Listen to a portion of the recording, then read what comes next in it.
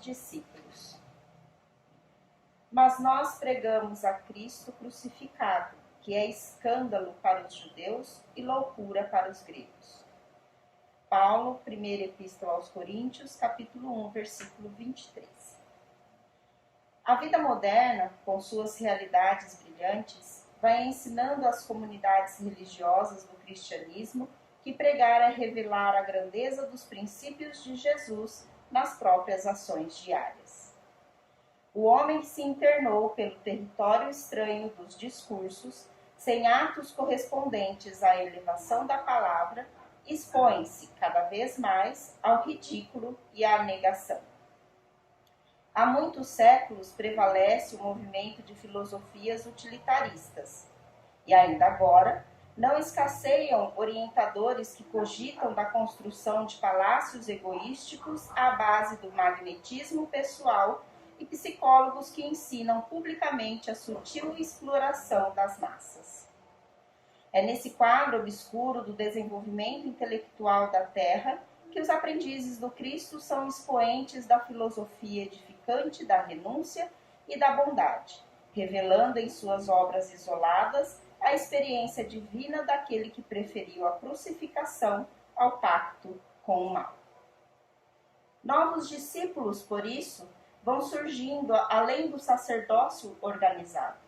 Irmãos dos sofredores, dos simples, dos necessitados, os espiritistas cristãos encontram obstáculos terríveis na cultura intoxicada do século e no espírito utilitário das ideias comodistas.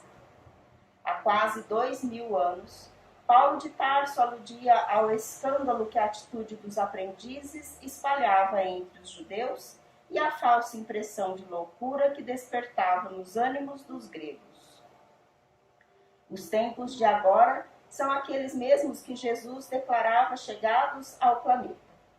E os judeus e gregos, atualizados hoje nos negocistas desonestos e nos intelectuais vaidosos, prosseguem na mesma posição do início.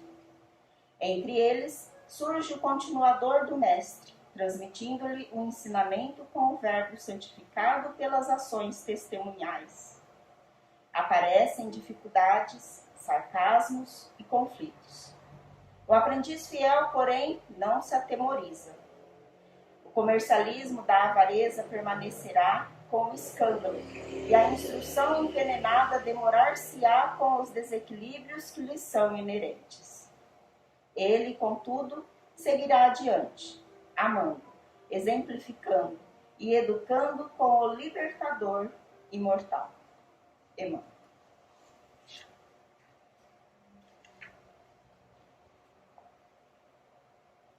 Amado Mestre Jesus,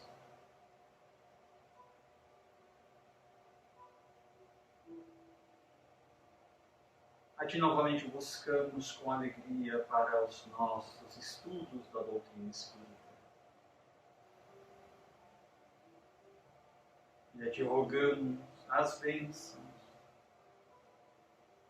o amparo, para que o nosso encontro seja revestido de êxito, nimbado de claridades, que nos iluminem o raciocínio, mas que também nos aqueçam o sentimento, de modo a sairmos renovados e estimulados a uma nova conduta, exemplificando no nosso cotidiano a fé que esposamos. Senhor Jesus,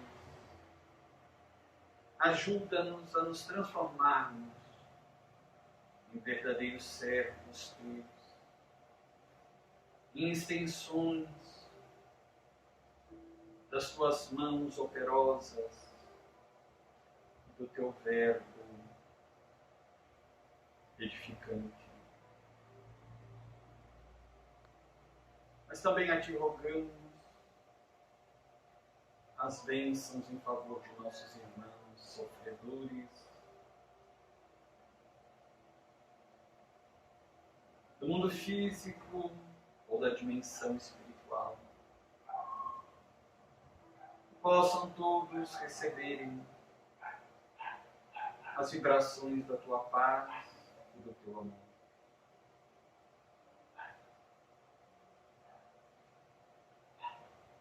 Por fim, desejamos dizer-te do nosso amor por Ti mesmo, da nossa imensa felicidade em já podermos de alguma sorte seguir-te. Recebe então a nossa ternura e os nossos louvores agora e sempre. Mas uma coisa interessante ainda neste primeiro capítulo do Vale dos Suicidas é que o autor Camilo Castelo Branco ele faz um convite, um apelo a todos nós. E aqui ele faz uma afirmativa bastante interessante, que também está bastante de acordo com a proposta de Allan Kardec. Está isto no parágrafo que começa assim: não os convidarei a crer. Encontraram? Qual é a página? 20. Não os convidarei a crer. Ele diz: não os convidarei a crer.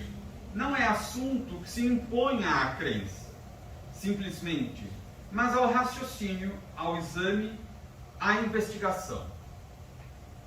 Isso está perfeitamente de acordo com o que Kardec nos ensina, com o que os espíritos superiores nos ensinam na doutrina espírita. Quando nós pegamos a obra O Evangelho segundo o Espiritismo e abrimos, logo no frontispício nós lemos: fé inabalável só é aquela que pode encarar a razão face a face em qualquer época da humanidade. Daí nós temos também, nas diversas obras básicas, a repetida orientação, tanto do codificador quanto dos benfeitores espirituais, que nós devemos sempre passar todas as informações, todos os conhecimentos transmitidos pelos espíritos, ou mesmo por encarnados, qualquer informação devemos passar pelo crivo da razão, pelo critério racional, da lógica. Devemos analisar tudo, reflexionar em torno de tudo antes de aceitar qualquer informação. A Kardec chega mesmo ao ponto de estabelecer o critério da universalidade dos ensinos dos Espíritos. Ou seja, somente considerar uma informação como verdadeira, depois de passar por este critério da lógica, da razão, da análise racional, e depois de confirmada esta informação por vários espíritos, por meio de vários médiuns diferentes. É o que ele fazia. Ele propunha perguntas aos espíritos por diferentes médiuns, as mesmas perguntas para diferentes espíritos, ou para os mesmos espíritos por diferentes médiuns, e depois ia reunindo todas essas informações, essas respostas que ele obtinha, e fazia um filtro. Este filtro era o critério racional, lógico, do bom senso, ele que era considerado o bom senso encarnado. Então o Espiritismo só pode nos orientar no sentido desta fé raciocinada. Isso é muito importante, porque embora isto esteja, como nós mencionamos já, de forma tão repetida nas obras de Allan Kardec, tanto a orientação do próprio codificador quanto dos benfeitores espirituais, é impressionante como os espíritas abdicam desta prática. Mesmo os que já leram, estudaram as obras de Allan Kardec, muitas vezes se esquecem da importância desta prática. Por isso que nós encontramos no chamado território de ninguém, a internet, nas várias plataformas, redes sociais, tantas mensagens apócrifas, tantas mensagens absolutamente contrárias aos princípios basilares, básicos da doutrina espírita, e sendo repetidas, compartilhadas, curtidas por espíritas. Basta que alguém coloque numa mensagem uma foto de Chico Xavier ao lado, ou do médium Divaldo Franco, ou qualquer nome de espírito, André Luiz, Emmanuel, e as pessoas não apenas curtem a publicação, como colocam comentários mencionando, dizendo que é uma mensagem de teor nobre e elevado, e compartilham como se aquilo fosse verdade. E daí, quando nós lemos a mensagem, mesmo que seja uma simples frase de Chico Xavier, notemos que normalmente estas postagens, elas não mencionam a fonte. Porque daí seria mais fácil. Está no livro tal, na página tal, na edição tal. Nós procuraríamos a fonte e confrontaríamos, está correto, não está correto. Normalmente não mencionam, é frase de Chico Xavier. Daí quando lemos a frase, ela está em contradição com a doutrina espírita. Como Chico Xavier apresentaria uma colocação qualquer em contraposição, em contradição com a doutrina espírita. Então é muito importante sempre recordarmos e reforçarmos que Espiritismo é fé raciocinada. Recentemente foi mencionado aqui numa palestra a respeito de uma mensagem de Erasto, em que ele dizia que era preferível rejeitar 9 verdades do que aceitar uma única mentira. Então nós temos aí a própria orientação dos espíritos superiores no sentido de que é necessário ter muito cuidado para não aceitarmos dentro do bojo, dentro do contexto da doutrina espírita e no movimento espírita, inverdades, distorções da verdade, distorções da doutrina, para que a gente não incorra no mesmo erro do passado, em que a mensagem do Cristo foi deturpada. O cristianismo foi se tornando várias outras coisas muito distantes da mensagem original.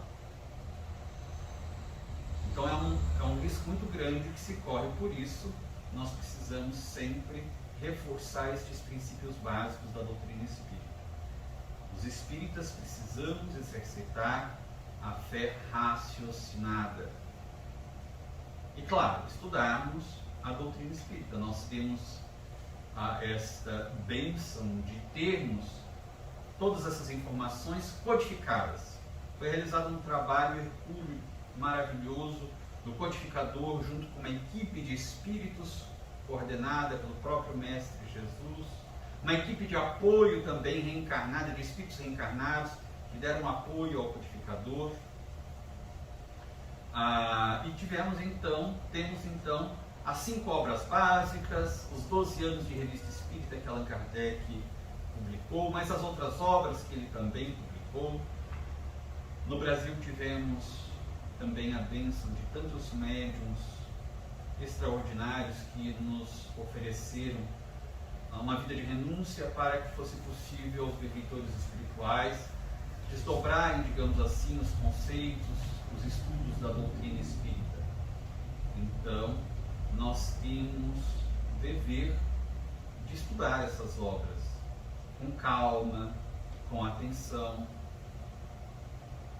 como Kardec nos ensinou. Ele diz: o Espiritismo é uma ciência. Ninguém aprende nenhuma ciência como matemática, filosofia, geografia, engenharia, medicina, biologia, simplesmente de se ler qualquer coisinha en passant, por cima, sem atenção. É necessário um estudo metódico, sistemático, continuado, debruçar-se sobre aquele conhecimento, ler, refletir, reler, refletir mais, até entendermos. Porque Kardec também nos ensina, não basta apenas lermos, é necessário ler, compreender aquilo que se está lendo, para a gente poder saber se a gente tem aquela convicção ou não. Então aqui o Camilo ele diz o seguinte: não os convidarei a crer, porque quem crê hoje, amanhã não crê mais.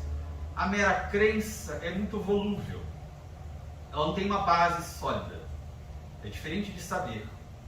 Quando um dos maiores, mais importantes jornalistas da época, do canal da BBC de Londres, entrevistou Carl Gustav Jung, o pai da psicologia analítica, o grande psiquiatra suíço, e perguntou-lhe se ele acreditava em Deus. Ele fez uma pausa, Jung, e lhe disse: não, eu sei que Deus existe. Então é diferente saber e meramente crer. Eu acreditava numa pessoa, hoje não acredito mais.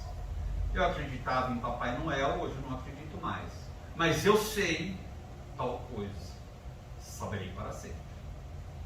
É permanente, porque tem uma base, tem um alicerce. Então, em Espiritismo, nós devemos saber.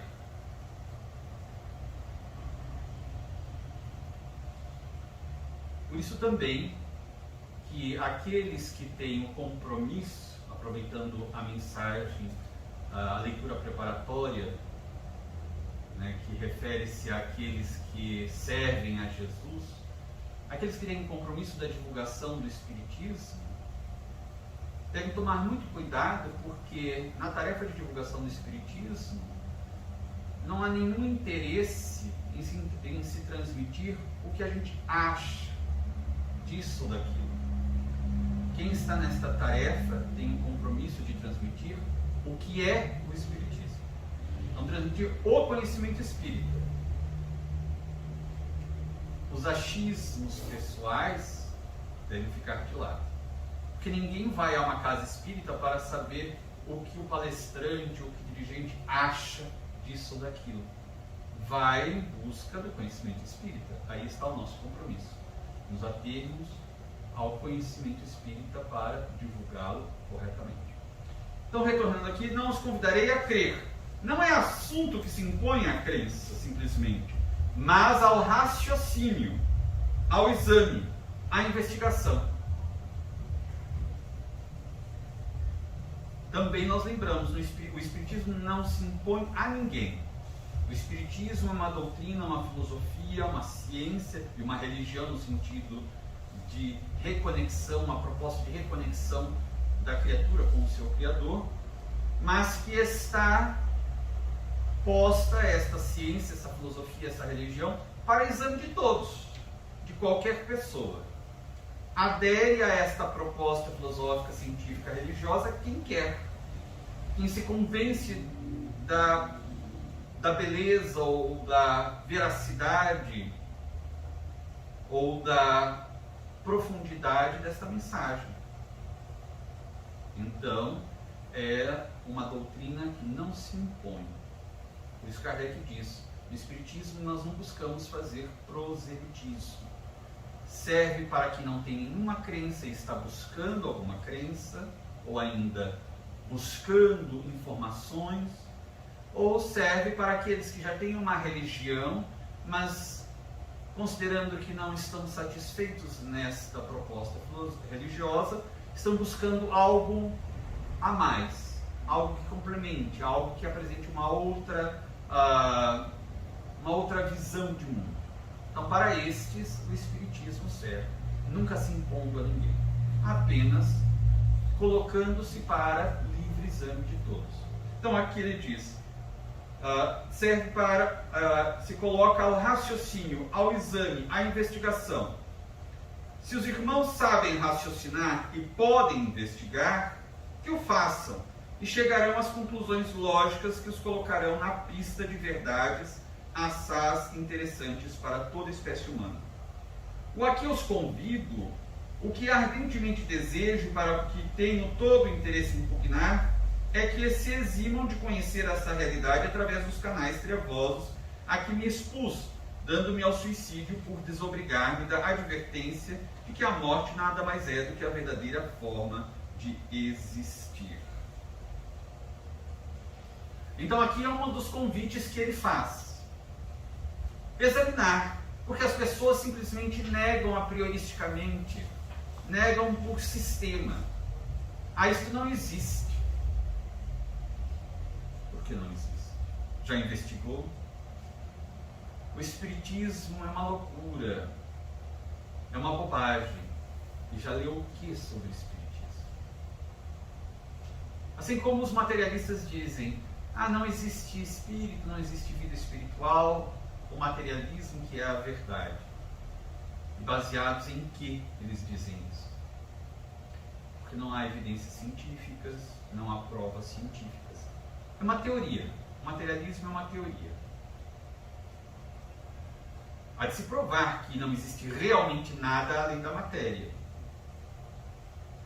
Simplesmente dizer e considerar o que alguém diz ou acredita como prova científica não é razoável, não é prova científica.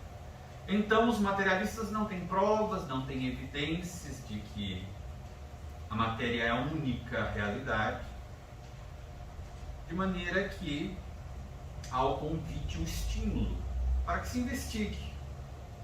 Mas se investigue e se busque essas informações não pela experiência do suicídio, para saber o que tem depois. Eu vou me matar para saber o que tem depois. Ele disse, não façam isso. Busquem as informações por outros meios. E a gente lembra que no século XIX, final do século XIX, na metade para frente, tivemos muitas investigações, além das investigações do próprio codificador. No início do século XX também muitos investigadores. Continuamos a ter investigações, por exemplo, na Universidade da Virgínia,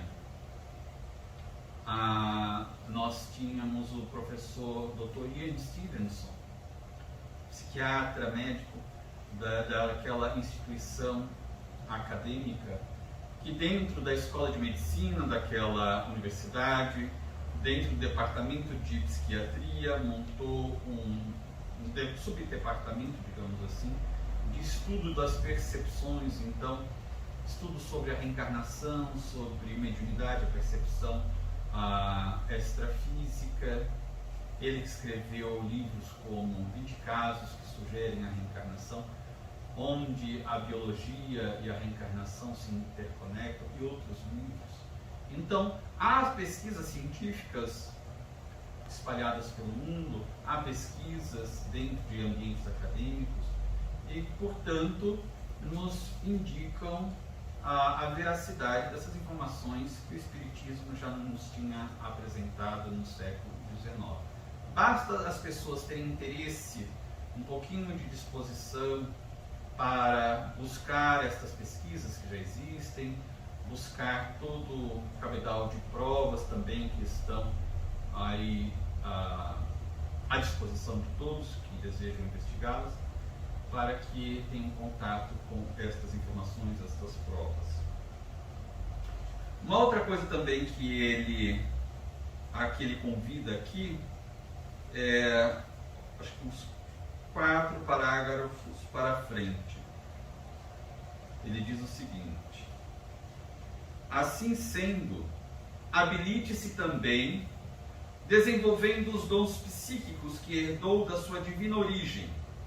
Impulsione pensamento, vontade, ação, coração, através das vias alcandoradas da espiritualidade superior, e atingirá as esferas astrais que circundam a Terra. Então, quando ele fala a respeito desta realidade espiritual, ele convida-nos, primeiro, ao raciocínio, à investigação das evidências que nós temos. Nós mencionamos aí que há realmente muitas investigações já realizadas por cientistas eminentes, provas por eles apresentadas. Nós já mencionamos alguns cientistas aqui, alguns de seus livros que se tornaram clássicos do Espiritismo. Mas ele diz também, há uma outra forma de nós buscarmos esta compreensão e esta certeza da vida espiritual. Ele diz, inegavelmente, todos nós somos espíritos. Estamos revestidos temporariamente por um envoltório físico, do corpo físico, para a nossa experiência na Terra. Mas nós somos espíritos e temos faculdades psíquicas. Creia a pessoa nisso? Não, nós todos temos. Ele diz, nós podemos, já que temos essas faculdades psíquicas, exercitá-las.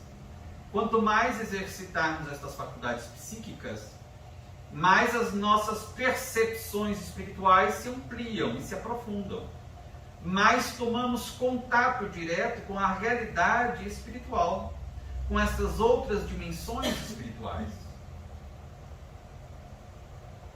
Por exemplo, Allan Kardec, no livro dos Médiuns, diz que a mediunidade é a faculdade de perceber, de sentir, num grau qualquer, a influência ou a presença dos espíritos, dos seres desencarnados. E ele diz mais, todo ser humano tem esta percepção psíquica. Por isso, todos os seres humanos somos médiuns, nesse sentido mais geral. Daí ele complementa dizendo que normalmente se designam por médiuns aqueles indivíduos nos quais esta percepção psíquica da influência, da presença dos espíritos se manifesta de uma maneira mais ostensiva. Mas fica bastante claro que todos os indivíduos, todas as pessoas têm esta percepção psíquica, têm a mediunidade, mesmo que ainda esta faculdade ainda esteja mais acanhada, ainda esteja presente de uma forma mais rudimentar, não tão ostensiva. Mas se a faculdade está ali, ainda que apresentada de uma maneira mais acanhada, mais rudimentar, basta o indivíduo exercitar esta percepção que ela vai se aperfeiçoando, ela vai se burilando, ela vai se expandindo. É um exercício. Então ele diz exatamente isso. Habilite-se. Todos os seres humanos podemos nos habilitar, desenvolvendo os dons psíquicos que herdamos da nossa origem divina. Impulsionemos pensamento, vontade, ação, coração, portanto, sentimento, por meio das vias alcandoradas da espiritualidade superior, e atingiremos as esferas astrais que circundam a Terra. Nos vincularemos aos espíritos superiores. Inclusive, na semana passada mencionávamos a respeito da questão da desencarnação, de para que regiões iremos depois no mundo espiritual, depois de desencarnarmos, se teremos de passar pelas regiões umbralinas, se conseguiremos ir diretamente para colônias espirituais, e falávamos exatamente deste esforço que devemos realizar durante a reencarnação, nos preparando para a desencarnação. Aí está o convite do autor Camilo Castelo Branco.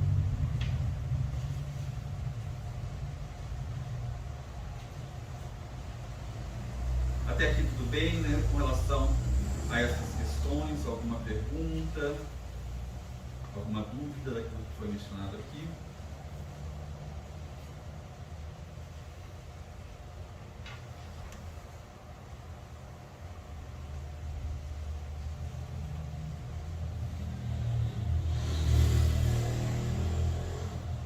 Bom, uma outra coisa aqui que é interessante, voltando,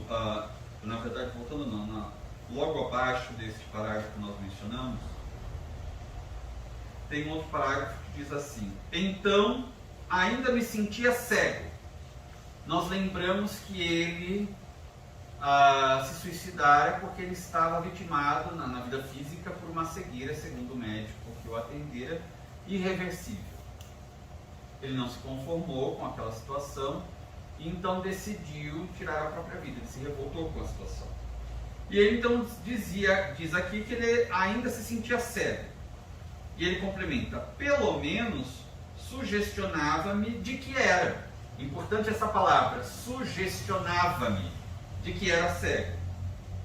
E como tal, me conservava, não obstante minha cegueira só se definir em verdade pela inferioridade moral do espírito distanciado da luz. A mim cego não passaria, contudo, despercebido que se apresentasse mal, feio, sinistro, imoral, obsceno, pois conservavam meus olhos visão bastante para toda essa escória contemplar, agravando-se destarte a minha desdita. Aqui é um ponto interessante, porque nós temos duas situações aqui que ele nos apresenta. Primeiro, ele era cego, estava cego fisicamente, né, no final durante vários anos da sua última reencarnação, como a reencarnação como Camilo Castelo Branco, e se suicidara por esta razão. E ele diz que no mundo espiritual sentia-se ainda cego, sugestionava-se com a cegueira. Portanto, era uma fixação da sua mente. Ele fixou a mente à ideia da cegueira física e isto gerou-lhe a dificuldade da visão no mundo espiritual. Então ele dizia que ele se sentia como cego, não enxergava. Não enxergava tudo. Mas o que mais o confundia é que se parte da visão dele estava bloqueada, em alguns momentos, ou para algumas coisas, a visão dele funcionava. Para tudo que fosse horrível, negativo, perturbador, a visão dele não estava bloqueada. Isso confundia muito. Afinal, ele era cego ou não era cego?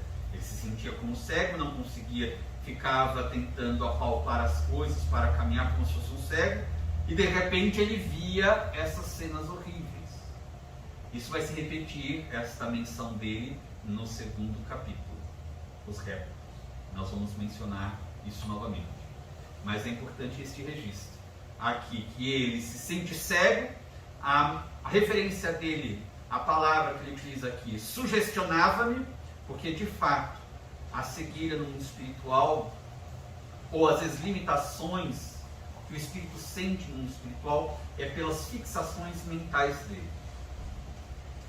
E depois a razão pela qual ele enxergava aquelas cenas horríveis, o ambiente terrível, e ele vai depois enxergar até o próprio jazigo, o próprio corpo, etc. Então isso é interessante nós notarmos, só para registro. E na sequência ele ainda fala da sensibilidade dele no mundo espiritual. Ele diz o seguinte: dotado de grande sensibilidade, para maior mal tinha agora como superexcitada, o que me levava a experimentar também os sofrimentos dos outros mártires, meus cômpares. Fenômeno este ocasionado pelas correntes mentais que se despejavam sobre toda a falange e oriundas dela própria, que assim realizava a impressionante afinidade de classe, o que é o mesmo que asseverar que sofríamos também as sugestões dos sofrimentos uns dos outros, além das insídias a que nos submetíamos nossos próprios sofrimentos. Aqui nós temos duas coisas para considerar. A primeira coisa, ele dizia que ele, que já era uma alma sensível, e se compreende isso porque normalmente uma alma de os artistas tem uma sensibilidade maior. Ele diz que no mundo espiritual essa sensibilidade se tornou muito mais intensa. No caso dele, foi uma coisa ruim, negativa, porque sentir de uma maneira muito mais intensa algo bom seria muito agradável, mas sentir algo de maneira muito mais intensa, algo que seja ruim, é perturbador. Então isso é muito interessante de nós observarmos. O corpo físico nosso funciona como um limitador das nossas percepções espirituais. Todas as nossas faculdades espirituais, as nossas percepções e sensações ficam consideravelmente reduzidas, um tanto amortecidas por causa do nosso corpo físico. O corpo físico chega mesmo a nos inibir a lembrança do passado, gera, portanto, aquele véu do esquecimento do passado. O que é para nós, espíritos encarnados, uma grande bênção. Consideremos que o planeta Terra é um mundo de provas e expiações, portanto, habitação temporária de espíritos ainda atrasados, imperfeitos, que trazem muitos conflitos de outras encarnações, muitos desequilíbrios derivados de crimes, de desacertos, de quedas morais. Portanto, mergulhar na carne por um novo corpo físico por meio da reencarnação, além do benefício do esquecimento do passado, que nos dá a chance de um novo recomeço sem as lembranças tão traumáticas do passado, faz com que todos aqueles sofrimentos grandes que estávamos sofrendo no espiritual, mais intensos, sejam de certa forma atenuados, ficam um tanto amortecidos. Por isso que os espíritos que tanto sofrem na espiritualidade solicitam uma nova reencarnação. Mesmo temendo um novo fracasso, porque sempre há um risco de novo fracasso, é preferível a reencarnação porque é como se fosse um banho anestesiante para aqueles que estão em sofrimentos lacerantes. Então, aqui temos a informação novamente que ele nos dá, que se ele já era uma alma sensível, tinha uma sensibilidade mais acentuada no mundo físico, essa sensibilidade ele notou que fora do corpo físico ela teve um incremento. Esse incremento, na verdade, é exatamente pelo retorno da condição natural do espírito. Havia um elemento anestesiante, bloqueador daquela sensibilidade, que diminuía um pouco a potência daquela sensibilidade, que era o corpo físico. Sem o corpo físico, voltamos a sentir na nossa condição normal, na condição do espírito. Para o bem ou para o mal.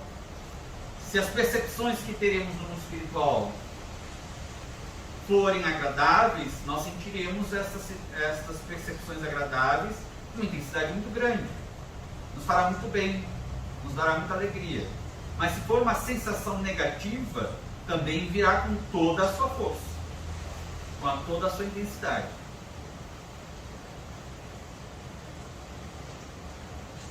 Então isso é uma coisa bastante interessante de nós notarmos. Uma outra coisa também que ele, na sequência, ele fala aqui. O que cada espírito daquela região do Vale dos Suicidas sentia, o que pensava, o que sentia, criava irradiações.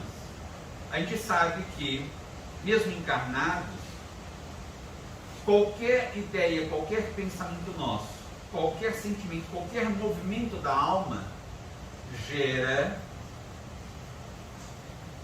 uma manipulação consciente ou inconsciente do fluido cósmico universal. Daí surgirem as formas, pensamentos, expressão que André Luiz criou e usa em suas obras. As ideoplastias, ideias. São plasmadas essas ideias a partir da manipulação do fluido cósmico universal pelos nossos pensamentos.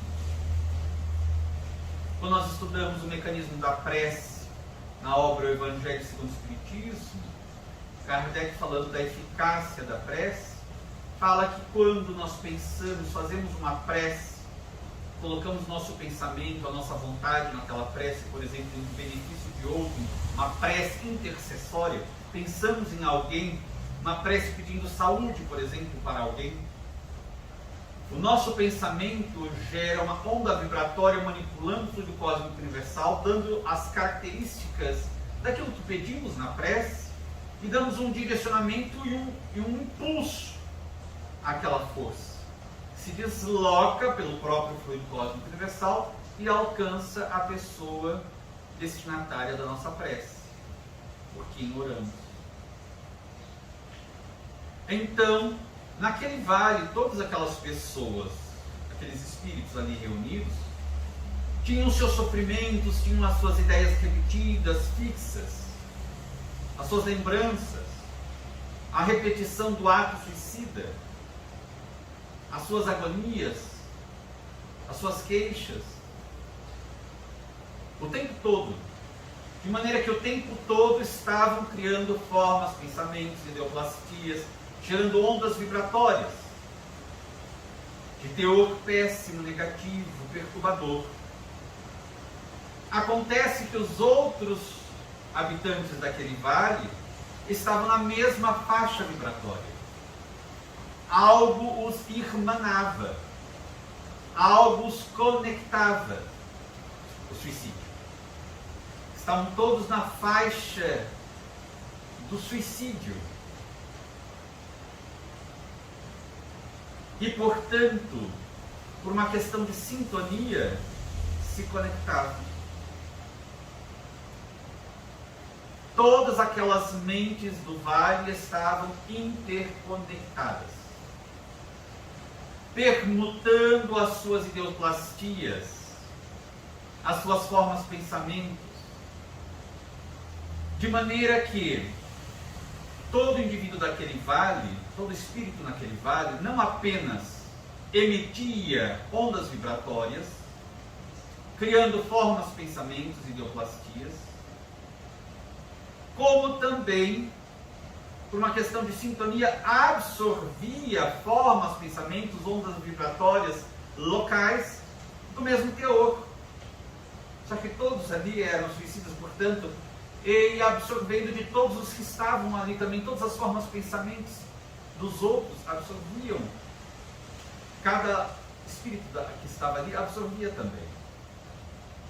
E não apenas absorvia as formas, pensamentos, as ondas vibratórias, como se conectava com as outras mentes. Imaginemos dentro das redes sociais, imaginemos dentro de, hoje em dia, uma live. Alguém realiza uma live e todas as pessoas que se interessam por aquele assunto, o webinar que se diz hoje, se conectam naquela sala, naquela plataforma e ficam todos interconectados naquela live, naquele webinar. Estão todos interconectados ali, trocando as experiências, as informações, acompanhando o que está sendo dito, debatendo.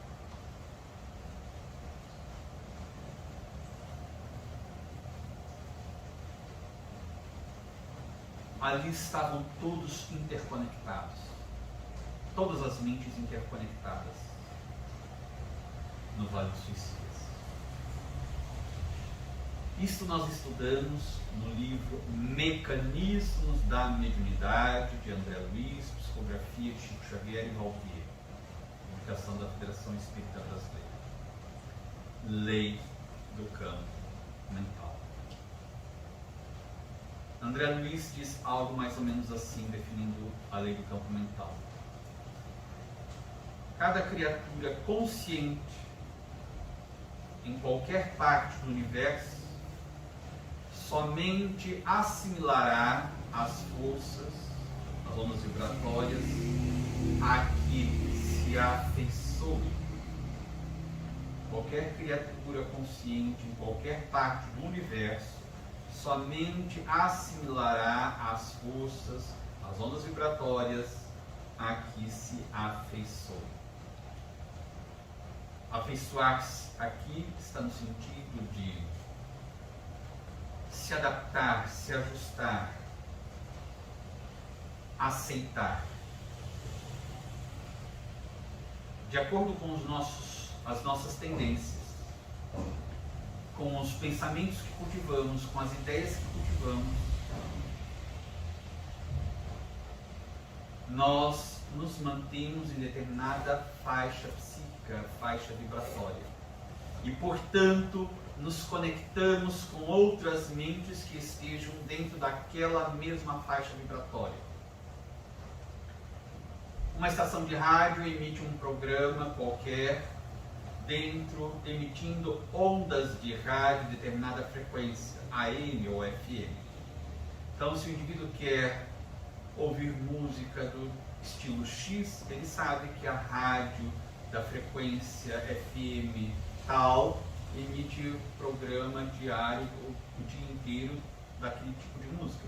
Ele muda o botão do rádio dele, do carro dele, para aquela frequência, sintoniza e fica ouvindo aquela música que ele gosta.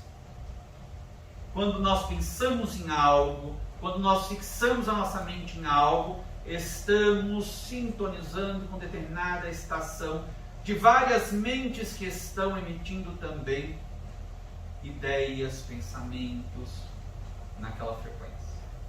Então, se eu estou na frequência da irritação, eu imediatamente me conecto com mentes do mundo espiritual ou encarnadas que estão na mesma estação da irritação. Estamos todos conectados, interconectados, mente a mente. E mais do que isso, eu estou emitindo as minhas irradiações de irritação, eles todas as irradiações deles de irritação, eu estou assimilando as irradiações deles, as irradiações que estejam no ambiente, eles estão recebendo as minhas irradiações, outras irradiações que estejam no ambiente, porque uma vez lançado o pensamento, nós manipulamos o fluido cósmico, gera-se uma forma pensamento que fica no ambiente. Mesmo que o indivíduo vá embora, ele pode deixar a forma pensamento, o vestígio dele. Assim como uma pessoa perfumada, ao sair de um ambiente, deixa um perfume, ali o rastro de perfume, nós deixamos as nossas formas, pensamentos nos ambientes. Tanto assim que numa casa onde haja uma pessoa profundamente depressiva, mesmo que ela não esteja no ambiente, alguém que entre naquela casa e tenha um pouco de sensibilidade, perceberá um ambiente pesado, poderá talvez sentir-se mal, porque vai absorver os fluidos tóxicos que ali estão presentes. Então, aí está o quadro terrível do Vale dos Suicidas. Imaginemos vários espíritos constantemente emitindo aqueles pensamentos, as ideias, as lembranças do ato do suicídio, do desespero, do tiro, do enforcamento, do afogamento.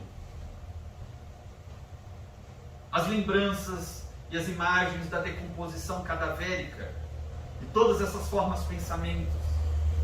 Ele vai descrever isso aqui. A pessoa, por exemplo, que tinha se lançado sob as rodas de um trem, a pessoa que tinha se enforcado, a pessoa que tinha se queimado, a pessoa que tinha dado um tiro. E essas imagens o tempo todo, porque eram criações mentais, ideoplastias. As cenas ficavam bailando no ar. E todo mundo vendo, porque todo mundo assimilando. E daí o indivíduo se simulava não apenas o desespero do próprio suicídio, como também absorvia muitas vezes o desespero do suicídio do outro. E as impressões do suicídio do outro.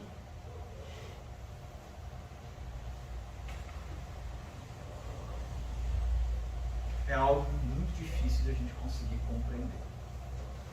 É um drama que talvez vá muito além, como ele mesmo repete algumas vezes aqui. Somente quem já passou pelo drama pode saber exatamente o que é. A mente humana que não passou por este drama, a gente lê, mas certamente não vamos conseguir nunca alcançar o que seria isso. Que assim seja, que nunca alcancemos de fato. Fiquemos apenas na descrição dele.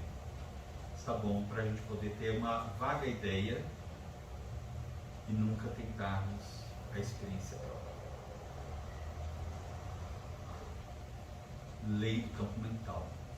Agora, isso não é apenas importante para o estudo a respeito dos suicidas. Isso é importante para todos nós, inclusive na prevenção do suicídio. Porque uma vez que a pessoa comece a alimentar, aceitar a ideia do autoaniquilamento, ou ainda antes, começar a aceitar a tristeza, a vida não vai bem mesmo, as queixas, pela lei do campo mental, passamos a nos conectar mente a mente com os depressivos do mundo, com os queixosos do mundo. Notemos como é difícil a gente sair de um estado de tristeza ou de irritação. A gente está irritado com alguma coisa. Se a gente se permite cultivar um pouquinho aquela irritação, em breve tempo a nossa irritação está de uma tal monta que a gente não consegue nem mais identificar por que de repente nós estamos tão irritados. A gente consegue saber que a gente estava um pouquinho irritado por uma coisa pequena, mas depois de alguns minutos nós estamos profundamente irritados de uma tal maneira que a gente nem sabe mais por quê. Porque a causa da nossa irritação era muito pequena e a nossa irritação em si era também pequena. Por que se transformou em algo grandioso? Lei do campo mental. Aquela irritação já não é mais apenas a nossa irritação. Estamos conectados com uma rede não apenas de encarnados, mas também de desencarnados, profundamente irritados. E estamos intercambiando as nossas irritações. A minha irritação já agora é uma irritação múltipla.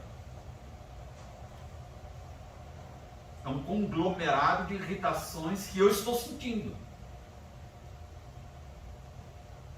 E daí o esforço para sair desse conglomerado de irritações é muito maior. Por isso nós devemos mudar a estação do pensamento. É o que ele diz aqui, o esforço psíquico. Quando começarmos a perceber que estamos sintonizando numa estação negativa, seja qual ela for, mudar imediatamente para uma estação melhor, positiva. E a prece é um dos melhores cambiadores de estações. A gente sai da estação negativa e vai para uma positiva. E daí nós sintonizamos com os espíritos superiores e com a própria fonte da vida, que é o próprio Deus. Diariamente a gente deveria se recordar da lei do campo mental. Diariamente. Porque é um problema que nós enfrentamos diariamente. O tempo todo a nossa mente está oscilando. E muito comumente a nossa mente está sintonizada em estações negativas, inferiores. Porque a gente não presta atenção nessa questão, sempre estamos com dificuldade de sair dessas estações inferiores. Porque a gente permanece muito tempo nelas. Daí para sair delas, mudar a estação, mudar a vibração é mais difícil. Há de se realizar um esforço muito maior. Então é preferível a gente tentar sair enquanto ainda estamos com maior facilidade, com menos conexões vinculadas à nossa mente. E menos intoxicados com todas essas energias perturbadoras. Deu para entender aqui?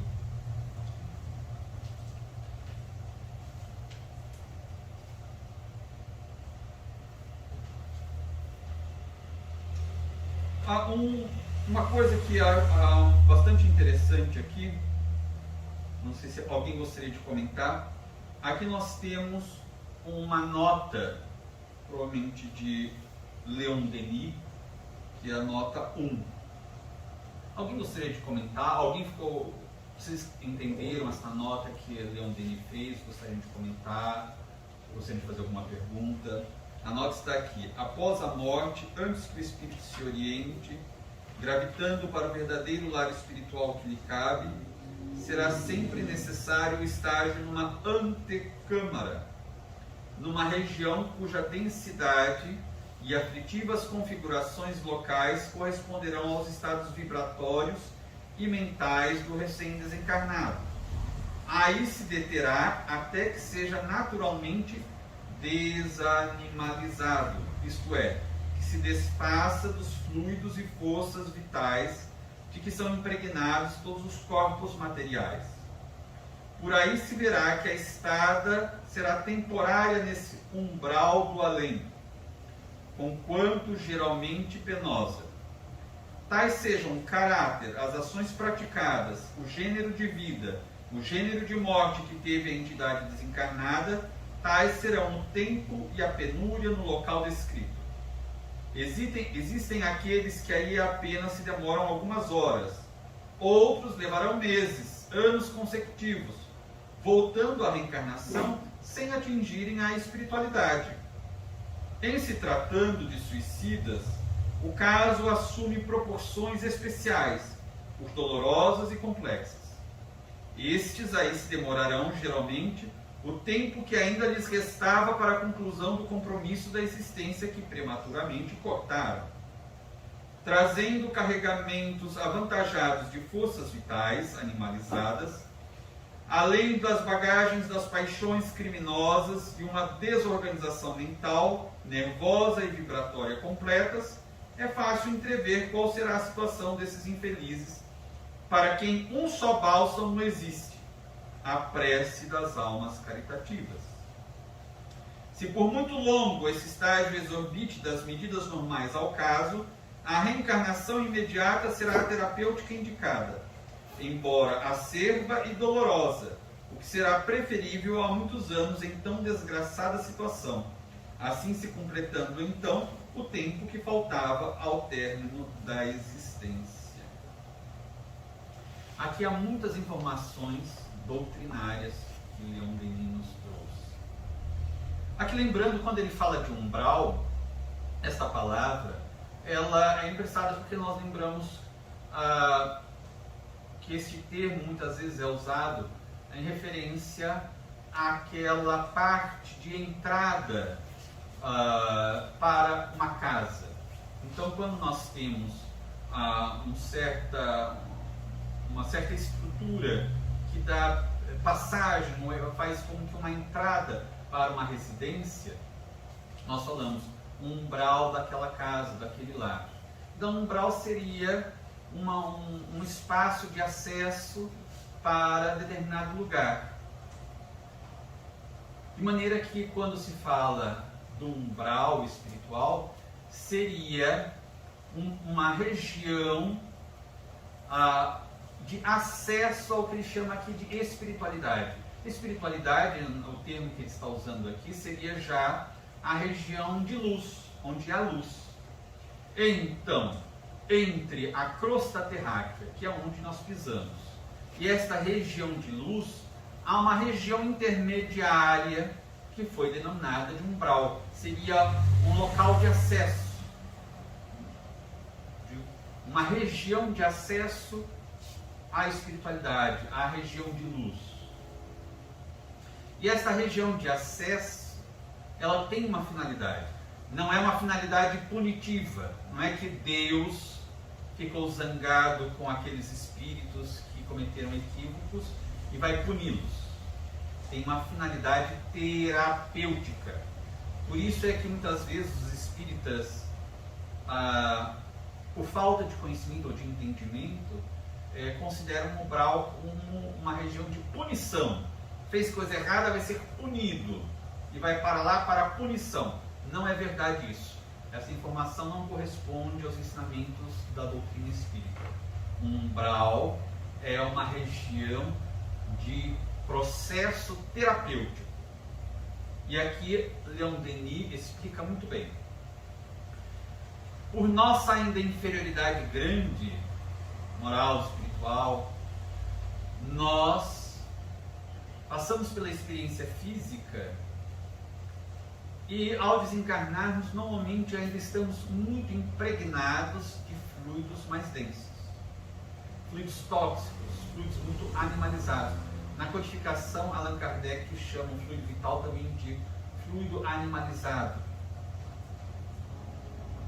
Então, fluido vital, fluido animalizado, é este fluido muito material ainda, que faz a vinculação entre o nosso corpo espiritual, o perispírito, e o organismo físico. É necessário, portanto, o fluido vital, o fluido animalizado, ou fluido animal, para que o nosso corpo espiritual, o perispírito, consiga se vincular às células físicas. Nós já mencionamos aqui, todos nós, quando nos reencarnamos, temos uma programação reencarnatória, que é para determinados anos, um período de tempo na Terra. E então, quando é realizada a nossa reencarnação, nós somos dotados de uma quantidade, de uma porção de fluido vital que dê para manter a vinculação do perispírito com o corpo físico por aquele tempo.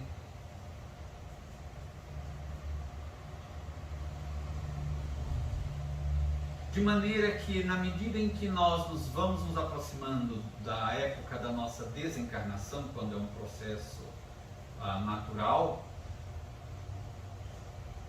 o fluido vital já está bastante gasto.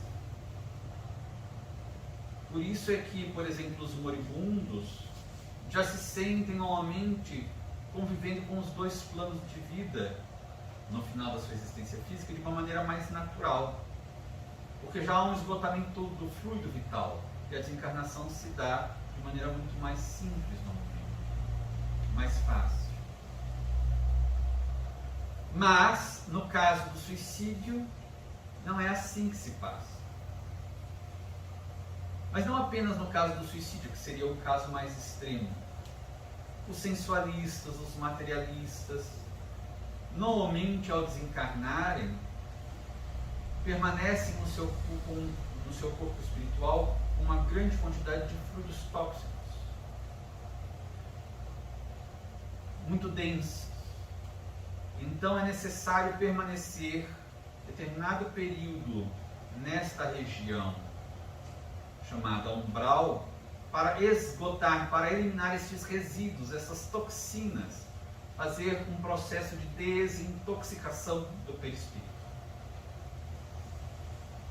para que então estes espíritos possam ser posteriormente reconduzidos a instituições de auxílio e, dependendo do caso, a uma colônia espiritual. Semana passada nós mencionamos algumas vezes o livro Obreiros da Vida Eterna, porque ele retrata exatamente o processo de desencarnação de 5 pessoas que dedicaram a sua existência física ao bem, portanto tinham o auxílio mais intenso, digamos, de equipes espirituais especializadas, de uma equipe espiritual especializada, mais especificamente, e mesmo assim, estes 4 espíritos, um acabou tendo uma moratória, esses 4 espíritos foram reconduzidos a uma instituição de benemerência na região denominada de Baixo Umbral, muito próximo à crosta, para permanecerem ali algum tempo e deles serem eliminados os últimos resquícios tóxicos do perispírito, para depois mais facilmente serem recambiados à colônia espiritual. Então há este trabalho da espiritualidade. Então nós temos que o umbral é uma região de acesso à chamada espiritualidade, a região de luz, e que tem uma finalidade terapêutica, o esgotamento dos fluidos tóxicos ou do fluido vital do perispírito. Repetindo, no caso dos suicidas, isto assume uma proporção, uma situação de grande gravidade, porque se o indivíduo estava com uma programação de viver uma existência física de 70 anos e aos 20 anos comete o suicídio, havia uma enorme quantidade de fluido vital ainda impregnando o perispírito. Então aqui Leon Denis nos diz que o tempo de permanência nesta região umbralina será muito grande. E ele diz que também os sofrimentos serão maiores. E chega mesmo a dizer que algumas vezes os sofrimentos são tão grandes e o período tão dilatado de permanência no umbral ou na região do sofrimento, que é preferível, e assim procedem, portanto, os benfeitores, concedendo uma reencarnação compulsória àquele espírito, para que ele possa daí realizar uma reencarnação, digamos, completista. Se faltavam ainda tantos anos para a desencarnação dele, ele volta para apenas completar aquele período para reajuste do perispírito, daí desencarna novamente em condições um pouco melhores e para receber um auxílio mais facilmente e depois futuramente preparar uma nova reencarnação com recursos ainda melhores, possibilidades melhores de avanço espiritual. Nesse trecho, essa orientação aqui de Leon Denis, vocês destacaram alguma coisa? Gostariam de fazer alguma pergunta? Eu ia falar, eu acabei de ler aqui, mas você acabou de falar aí, a questão dependendo do estágio que esteja o espírito com perturbação, ele se reencarna novamente, compulsoriamente, né? E às vezes você vê casos de crianças totalmente cefálicas, ou vem sem a visão, vem, né? Sim. E para cumprir aquele prazo ali. Aquele período curto. E isso, eu acredito que seja a misericórdia de Deus, né? Porque na situação que ele esteja ali, com algo muito intenso no mundo espiritual, ele não consegue desfazer de tudo aquilo, né? Aquela energia, né? O fluido vital que ele tem, e aí é feito, igual você falou, né? É um filtro a encarnação. Então é isso que me chamou a atenção. Eu te perguntava se você já tinha falado. Eu também ia perguntar sobre, na verdade, também porque o índice maior de suicídio está entre os jovens, né? Imagina todo esse processo, é bem impressionante, bem preocupante. Muito Os adolescentes, preocupante. principalmente, são os que mais cometem o suicídio. Sim, os índices estão assustadores, no mundo inteiro. Assustadores. Além do suicídio direto, a gente lembra que há o suicídio indireto também. Né? O suicídio inconsciente. A pessoa talvez conscientemente não esteja buscando diretamente a morte, mas há várias formas, inclusive com esportes extremamente radicais.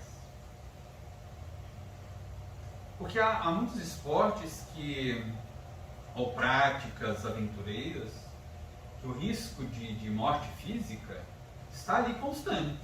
E as pessoas sabem que existe o risco de morte física. Podem até dizer assim, é relativamente seguro, tem equipamento de segurança. Sim, mas os equipamentos de segurança também apresentam riscos, não são 100% confiáveis. Pode ter alguma coisa, algum problema. Por que arriscar a existência física desnecessariamente? Sabe que existe o risco. Por que o indivíduo permite-se o risco de destruir a própria vida? O que está no mecanismo psicológico profundo que o indivíduo aceita aquele risco? Por que o indivíduo vai buscar entorpecentes? Por que o indivíduo vai buscar determinadas situações que podem aniquilar a sua existência? Mesmo que seja em doses, em parcelas.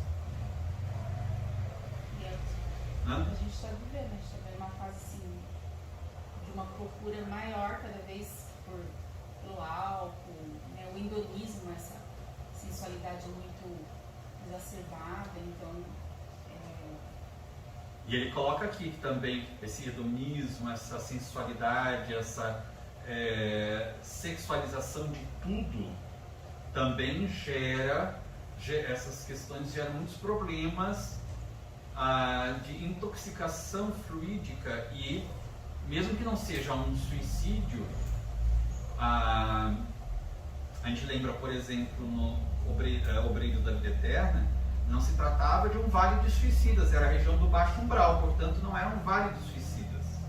E estava aquela região repleta de espíritos. Aliás, nós mencionamos também que o próprio Viveiro Espiritual diz naquela obra que a maioria das pessoas da Terra, ao desencarnarem, permanecem em regiões baixas do umbral. Ele diz que raras são as pessoas que passam já pelo umbral e conseguem ser já diretamente recambiadas para uma colônia espiritual. Raras. Por causa dos nossos comportamentos. Nós saímos com o perispírito ainda muito encharcado de fluidos densos. É necessário a gente se desintoxicar, a gente que está vivendo uma época de tanto detox de pele, detox de estômago, detox disso, detox daquilo, detox também do perispírito, detox da mente, para a gente poder desencarnar melhor.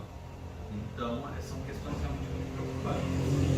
E o que é bom é que nós temos as informações que podem nos ajudar a viver melhor, para desencarnar melhor, para ter uma condição no mundo espiritual melhor.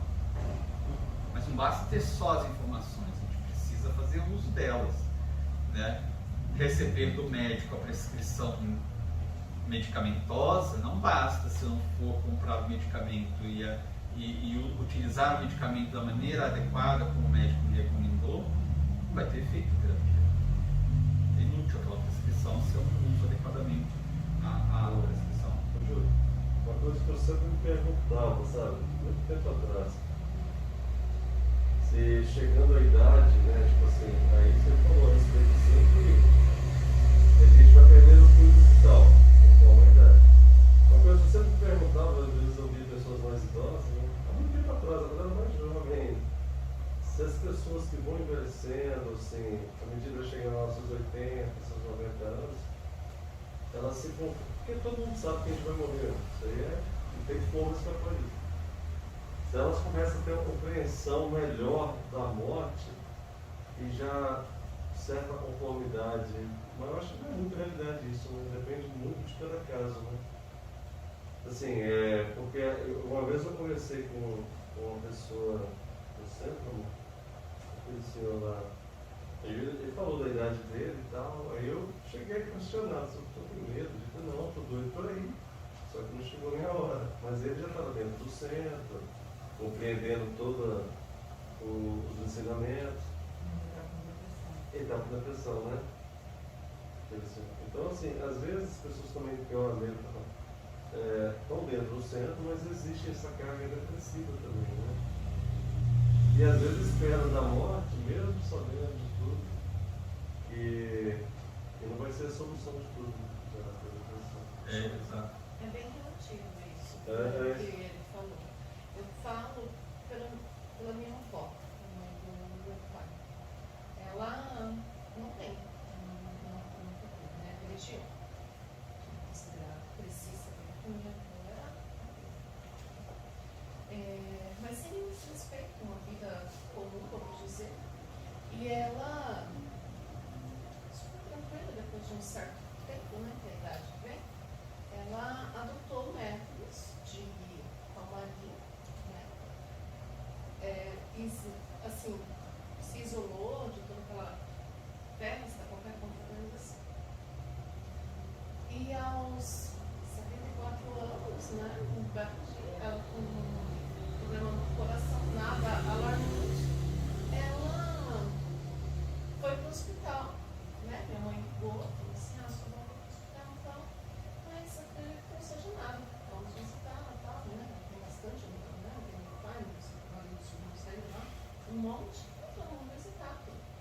quando minha mãe foi, ela olhou para minha mãe sentada normal, sabe? E ela falou assim, eu não volto mais para casa. Aí minha mãe falou, não, dona, é isso, não sei o quê. Ela falou, não, minha filha, eu não volto mais para casa. Totalmente lúcida, sabe? E a enfermeira fazendo uma massagem na perna, tudo, e ela é extremamente assim. E é uma coisa que marcou muito, né? E aí a filha dela, as filhas dela sentada, pegou e falou assim, minha mãe só fala essas bobagens. Desde a hora que chegou. Aí a minha mãe falou assim, a senhora tá boa, a senhora tem algo, vai pra casa. Ah, não, minha filha, é tudo perdido. E assim, minha mãe se despediu, meu pai, tudo, e foi embora, ficou só que ia dormir com ela. E assim, isso foi por volta de 3:30 da tarde. Às 5 horas, ela desencarnou. Parece bobagem, assim, quando a gente não vê com uma pessoa mais distante, mas quando a gente vê tão próximo da gente, né? E ela foi com a certeza de que ela ia embora. Não voltou mesmo, ela falou, não volta mais para casa. Sem nenhuma crença, sem nenhum preparo, assim, né? Não que mostrasse para nós. A pessoa pode ter, provavelmente porque ela já estava programada, essa desencarnação, ela ou tinha tido algum tipo de percepção intuitiva, poderia ter ocorrido também dela ter tido inclusive uma percepção mais direta, por exemplo, como já estava tanto que ela desencarnou naquele dia, já com o esgotamento do fluido vital. O que acontece? Como os laços que fazem a conexão entre o perispírito e as células físicas se afrouxam, há um deslocamento do perispírito e, portanto, a retomada de uma percepção mais nítida, clara das nossas faculdades espirituais. Então, é muito comum que um moribundo, alguém nessa situação, veja com maior facilidade os espíritos. Daí muitos dizem assim, fulano está aqui, alguém que já desencarnou. Muitas vezes isso é considerado por médicos, enfermeiros, como alucinação visual, auditiva. Pode acontecer, dependendo se há alguma desorganização química do cérebro, pode acontecer esse tipo de situação. Mas comumente, na verdade, são já percepções espirituais, por causa desse afrouxamento dos laços entre perispírito e corpo físico em decorrência do esgotamento do fluido vital. Então pode ter sido que ela tenha tido diretamente a informação de algum espírito que ela viu, algum espírito familiar, alguém que ela conhecia. Pode ter sido uma intuição que eles transmitiram a ela e ela ficou com aquela convicção de que realmente era chegado o momento. No caso dela, ela também, a partir dos 74 anos, ela se afastou mais de todo aquele movimento, né, de tudo. Será que porque ela ficou um pouco sozinha, que ela pôde mergulhar, né, ter mais, acho que isso desperta mais a intuição também. É possível, né? Quando foi mencionado que ela começou a ajustar a existência dela, já não mais com interesse para as questões muito agitadas de fora, é possível que ela tenha começado a fazer um movimento de introspecção, de viagem interior, de busca interior. Isso é possível fazer sem se vincular especificamente a uma, a escola religiosa X ou Y. Uma pessoa pode fazer isso. Porque são várias as formas de fazer isso. Não é necessário, claro que as escolas religiosas oferecem recursos de facilitação para isso. O Espiritismo é o que mais facilita. Mas também não adianta nada todo o conhecimento do Espiritismo se a pessoa não fizer este exercício. Então é difícil estabelecer qual foi o processo que ocorreu com ela, mas é provável que neste período em que ela deu preferência a ficar consigo mesma, a buscar a si mesma, ela tem inclusive, talvez tenha inclusive neste período, tenha recebido tido a percepção de que o tempo dela na existência física já estava no final. Aliás, no próprio livro O Brilho da Vida Eterna, a gente tem ali a descrição das intuições que os próprios guias espirituais imprimiram em alguns daqueles e estavam para desencarnar, e um deles, que era o Fábio, por exemplo, e a impressão dele era tão clara que ele chama os filhos e a esposa, e eram espíritas, né? E conversa com eles. E diz claramente que ele já estava certo de que tinha chegado o momento e que todos deveriam permanecer tranquilos, porque eram todos espíritas ali, sabiam que a vida continuava, que ele teria um período de convalescência no mundo espiritual, mas que ele não estaria apartado da família. E ele conversa com todos, e de fato, no dia seguinte, naquele mesmo dia, na verdade, da conversa, ou no dia seguinte, ele desencarna. Então, essas questões são possíveis, sim. Agora, também é possível a questão de estar dentro de um centro espírita, mas ter os seus próprios conflitos. Ter o problema da depressão. E por isso que a gente sempre insiste, a gente precisa utilizar o espiritismo no nosso cotidiano. E, se possível, de maneira profilática. Não esperar que o problema vá crescendo. Fazendo a terapia diariamente. Porque todos nós, se estamos na Terra reencarnados, há sim os espíritos superiores em missão, mas eles são exceções. Se somos cidadãos da Terra, é porque somos espíritos imperfeitos. Todos. Se somos cidadãos fichados na Terra, é